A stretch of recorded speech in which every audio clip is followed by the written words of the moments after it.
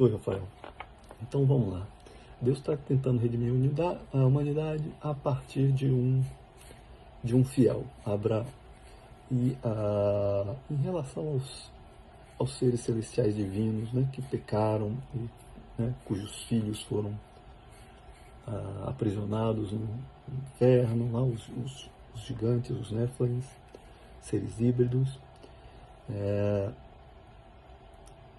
Quem era o comandante da rebelião celestial? No primeiro livro de Enoque, ele é nomeado. Ele é chamado Azazel. Né?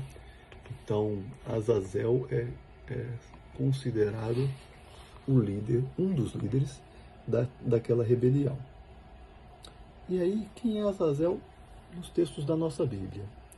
Eu vou passar 3 textos da nossa Bíblia no livro de Levítico.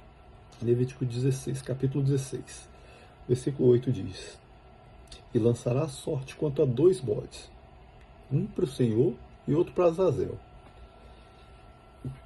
orientando os israelitas a não só sacrificar um bode para Deus, como sacrificar um bode para Azazel, ou seja, para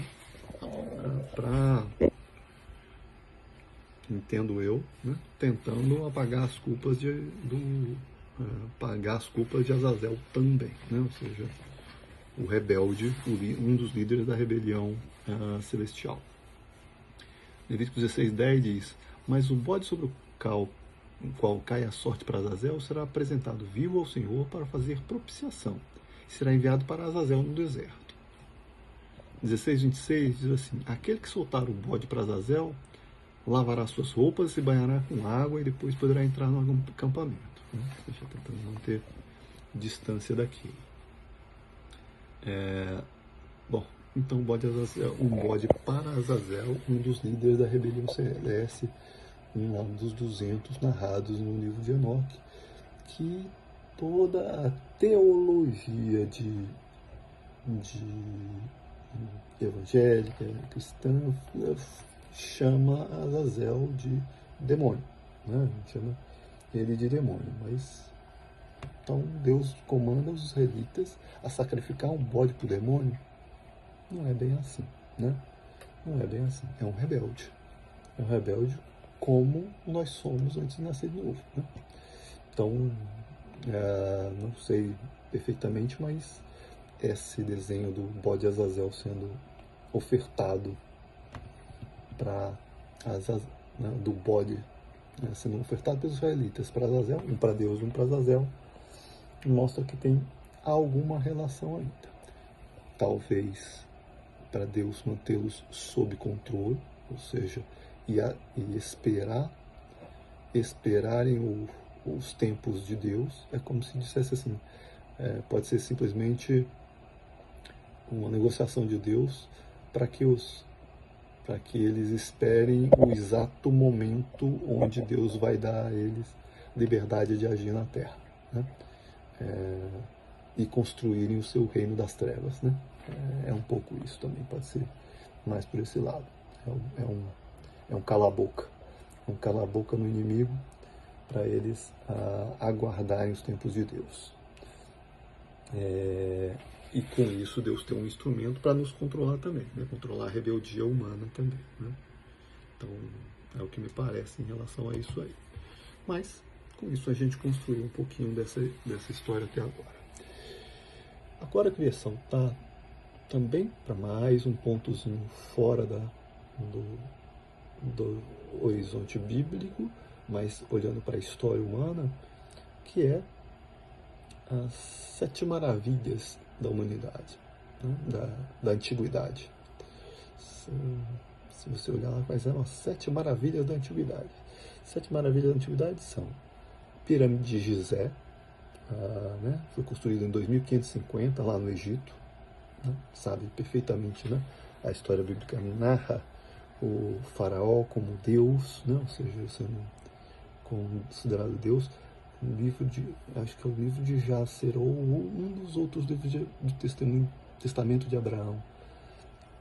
Explica um pouco mais dessa questão do título de faraó, né, e como isso, né, esse endeusamento do miscigenação aí do líder terreno da nação com líderes celestiais, divinos, digamos assim.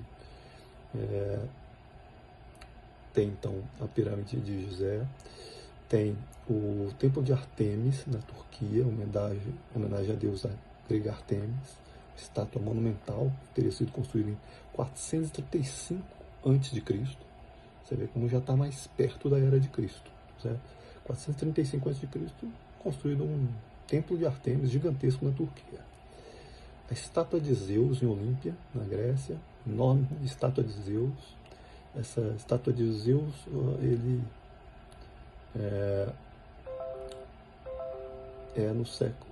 não, a estátua de Zeus que é 435 a.C. O templo de Ártemis é no século 6 a.C., em torno de 500, 600, né? Antes de Cristo. Aí tem o Colosso de Rhodes, né? Também na ilha de Creta, lá, estátua de bronze do deus grego Hélio, na ilha de Rhodes, entre 292 e 280 a.C., a construção. Tem os jardins suspensos da Babilônia, né, que ficam no atual Iraque, foram construídos entre 605 e 562 a.C., teria sido construído por Nabucodonosor II, né, o descendente do Nabucodonosor, que é narrado na história bíblica,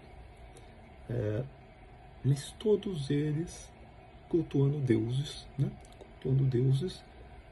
que são facilmente associados aos deuses ugaríticos, né, que são os deuses dos sumérios, né, da primeira população, aqueles lá da Mesopotâmia.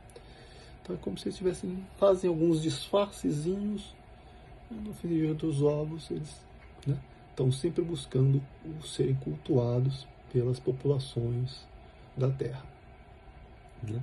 Então tudo isso, e aí as 7 maravilhas da humanidade, culto a deuses estranhos, né? Todos eles cultuam a deuses estranhos, e esses, vamos parar.